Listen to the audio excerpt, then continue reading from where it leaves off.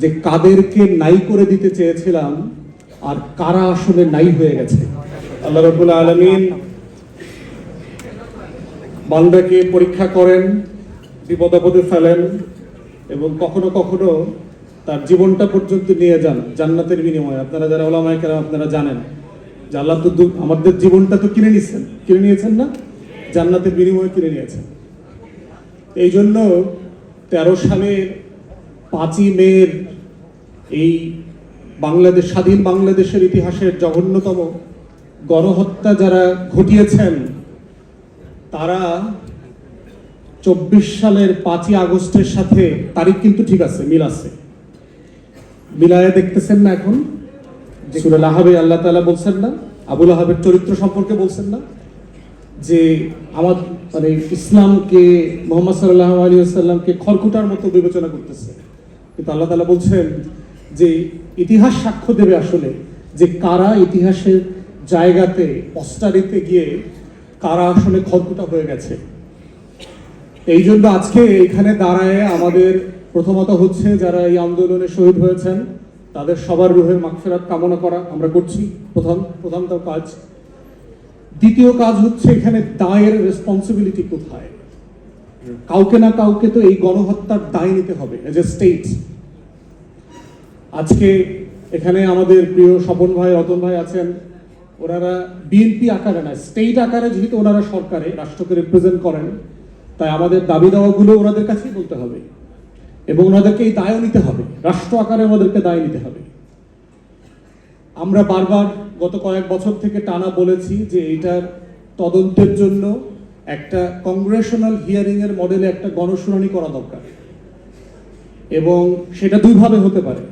একটা হচ্ছে যে আপনি ইনডোরে পার্লামেন্টে করতে পারেন, ক্রস পার্টি স্ট্যান্ডিং কমিটি দিয়ে করতে পারেন, বাট আমরা বারবার প্রস্তাব করেছি যে আপনারা ক্রস পার্টি পার্লামেন্টেরিয়ান এবং এক্সপার্ট, মানবাধিকার কর্মী, আইনজীবী, ওলামায়ে কেরাম যারা আছেন, সাংবাদিক, তাদেরকে সবাইকে নিয়ে একটা বড় প্যানেল করে শুনানি হওয়া দরকার এবং সেটা লাইভ ব্রডকাস্ট হতে হবে, যেভাবে সংসদ ব্রডকাস্ট হয়, যে সেই দিনকার কি হয়েছে তার আগের দিন, সেই দিন, পরের দিন।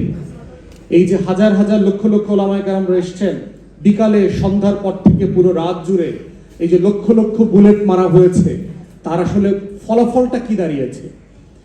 নেট বন্ধ করে দিয়ে, টেলিভিশন বন্ধ করে দিয়ে, শাটডাউন করে দিয়ে, ডিশ বন্ধ করে দিয়ে, টোটাল এলাকা খালি করে, বিদ্যুৎ কেটে দিয়ে 1.5-2 লক্ষ বুলেট ছুড়বার যে অভিজ্ঞতা, ওই এলাকাবাসী সেই দিন পাশে ছিলেন, শুনেছেন।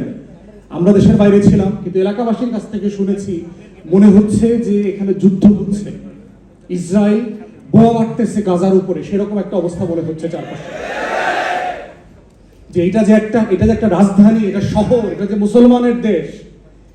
আমার বাংলাদেশের যে কারো 13 দফার বিষয়ে দ্বিমত থাকতে পারে, 13 দফা কারো একমত হওয়া জরুরি না, কিন্তু রাষ্ট্রের কাছে 13 দফা নিয়ে এসে এইটা বাস্তবায়নের দাবি করা হচ্ছে গণতান্ত্রিক অধিকার। যে কেউ করতে পারতে হবে, রাষ্ট্র বলতে পারতে হবে যে আমি কোনটা করতে পারছি, কোনটা করতে পারছি না। এটার নাম হচ্ছে রাষ্ট্রের সাথে নাগরিকদের যে সামাজিক চুক্তি, এই ডায়ালগ এবং কনভারসেশনের জায়গা। সেইটা না করে রাষ্ট্র যেটা করেছে, রাষ্ট্র গণহত্যার পথ বেছে নিয়েছে। এবং এই গণহত্যার পথ কেন বেছে নিয়েছে, 4টা বোটা দাগের বড় গণহত্যা কেন আওয়ামী লীগকে করতে হয়েছে, সেইটার রেজাল্ট আমরা দেখেছি গত কয়েকদিন আগে। গেরুয়া বাহিনী, বিজেপি যখন পশ্চিম বাংলা দখল করেছে, এখানে তো ভোট হয় নাই, দখল করেছে, ইলেকশন ইঞ্জিনিয়ারিং করে দখল করেছে। অতএব আজকে এই জায়গাতে এসে আমরা সরকারকে আহ্বান জানাচ্ছি, আপনারা পার্লামেন্টে এবং পার্লামেন্টের বাইরে একটা পাবলিক কমিশন করেন হিয়ারিং এর জন্য, গণশুনানির জন্য। সেইখানে প্রত্যেক মাদ্রাসা থেকে যারা এতিম ছেলে মেয়েদেরকে নিয়ে, বাচ্চাদেরকে নিয়ে ঢাকাতে এসেছিলেন, তারা তাদের গল্পগুলো এসে বলতে পারবে। তাদেরকে কাঁদতে দেন, জনগণের কাছে, মানুষের কাছে কাঁদতে দেন যে সেদিন তারা আসলে কি দেখেছে, তারা কত রক্ত দেখেছে, সেদিন কত হাজার স্যান্ডেল দেখেছে। ডাস্টবিন ক্লিন করে সিটি কর্পোরেশন একজনের কর্মকর্তা আমাকে বলেছে, আমার জীবনে আমি এত রক্ত যেমন দেখি নাই, এত স্যান্ডেলও দেখি নাই। কি পরিমাণ জিনিস সেখান থেকে ক্লিয়ার করতে হয়েছে গত কয়েক ঘন্টার ভিতরে। আমাদের সিটি কর্পোরেশনগুলো যদি প্রত্যেক দিন এত প্রফেশনাল হইতো ময়লা আবর্জনা পরিষ্কার করতে, তাহলে Dhaka should have been the finest cleanest city in the world. সেই আবর্জনা পরিষ্কার করবার দায় রাষ্ট্র সিটি কর্পোরেশন নেয় না, কিন্তু শহীদদের রক্ত পরিষ্কার করবার দায় অল্প কয়েকটা ঘন্টার মধ্যে তারা নিয়েছে।